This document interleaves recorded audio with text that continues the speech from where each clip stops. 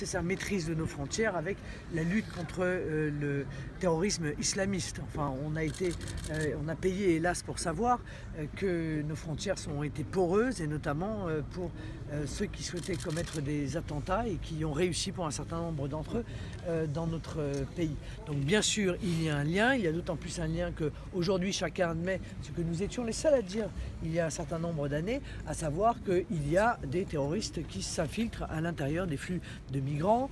Ils le font sur ordre de leur organisation, c'est-à-dire essentiellement l'État islamique. Et donc la maîtrise des frontières est évidemment une des conditions sine qua non de la lutte contre le fondamentalisme islamiste et le terroriste qui en est l'arme. De plus en plus de personnes dans la Roya viennent en aide aux migrants. Un vient d'être condamné, là, Cédric Herrou récemment. Que pensez-vous de ce mouvement de Français qui viennent en aide aux migrants ici? Oui, enfin, je pense qu'il n'a pas été condamné assez lourdement en réalité, parce que c'est un passeur. Voilà.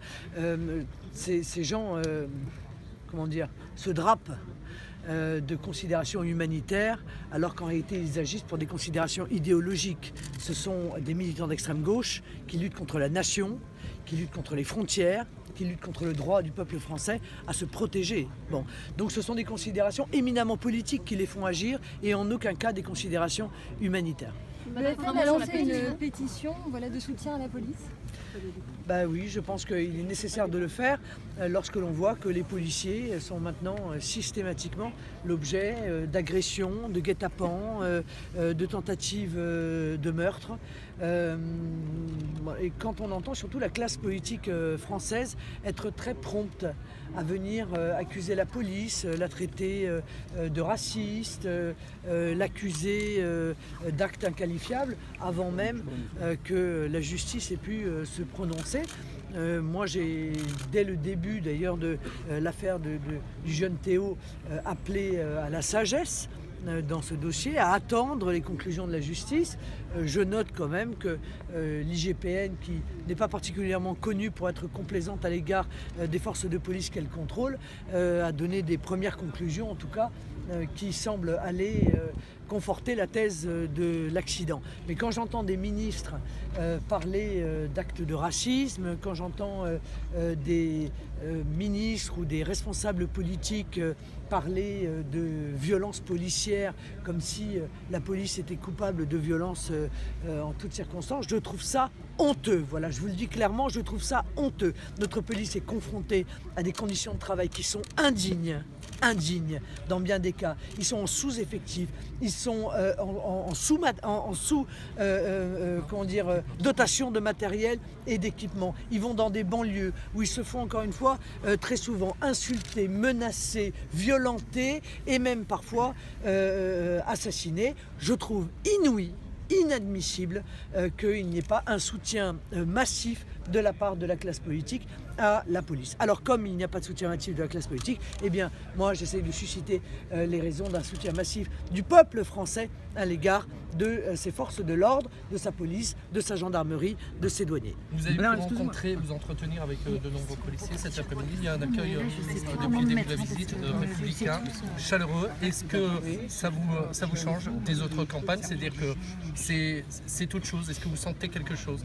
Oui, non mais vous savez, quand vous arrivez à un niveau électoral tel que celui que nous avons atteint lors des dernières élections, par définition, si vous voulez, nous sommes inscrits dans le paysage politique français et beaucoup de Français partagent aujourd'hui notre opinion, mais surtout nous avons été sur beaucoup de sujets les seuls et les premiers à tirer un certain nombre de sonnettes d'alarme.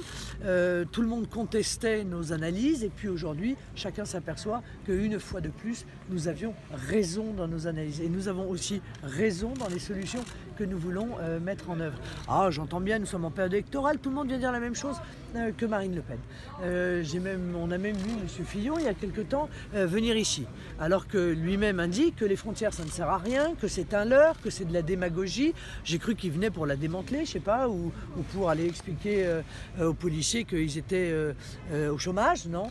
Non, il venait jouer les frontières, alors même qu'il n'a eu de cesse d'expliquer que ces frontières devaient rester ouvertes, qu'il fallait un super Schengen et faire confiance à la protection des frontières européennes, ce qui n'a absolument aucun sens, ce dont aujourd'hui, évidemment, chacun a conscience. Donc voilà, non, c'est un accueil normal et je m'en réjouis et c'est toujours très intéressant d'aller avec les policiers sur le terrain pour savoir comment ils vivent, quel est le profil des gens qui l'arrêtent et puis surtout quelles sont leurs perspectives.